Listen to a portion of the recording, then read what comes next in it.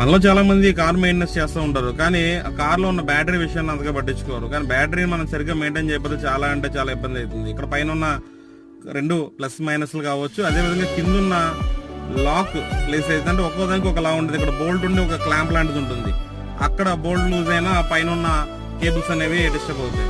అదేవిధంగా ఈ కేబుల్స్ దగ్గర ఉన్న బోల్ట్ లూజ్ అయినా కూడా రన్నింగ్ లో అవి ఇక్కడ లూజ్ అయిపోయి అక్కడ ఒక రకంగా పిండిలాగా వచ్చి మొత్తం పోల్స్ లాంటివి డ్యామేజ్ అవుతాయి. దానివల్ల మనకి ఎప్పుడు బ్యాటరీ ఏ రకంగా ఫెయిల్ అవుతుంది అనేది తెలియదు. కాబట్టి అక్కడ ఉన్న బోల్ట్ ని మనం ఖచ్చితంగా అనేది చూసుకుంటూ ఉండాలి, లేదంటే కనుక చాలా ఇబ్బంది పడుతూ ఉంటాం. ఇక్కడ కింద బేస్ అంటే ఒక్కొక్క వెహికల్ కి ఒక రకంగా ఉంటుంది. అంటే ఇక్కడ నేను హోండా వెన్యూ చూసుకుంటే ఈ రకంగా కింద ఒక క్లాంప్ లాంటిది ఉంటుంది, కొన్నిటికి రాడ్ లాగా ఉంటుంది. వాటిని అయితే సరి చూసుకోకపోతే కనుక ఇవి లూజ్ అయినాయి అంటే మనం చాలా ఇబ్బంది పడుతూ ఉంటాం. కాబట్టి ఇవన్నీ కూడా ఖచ్చితంగా కార్ మెయింటైన్ చేసేటప్పుడు చూసుకోవాలి.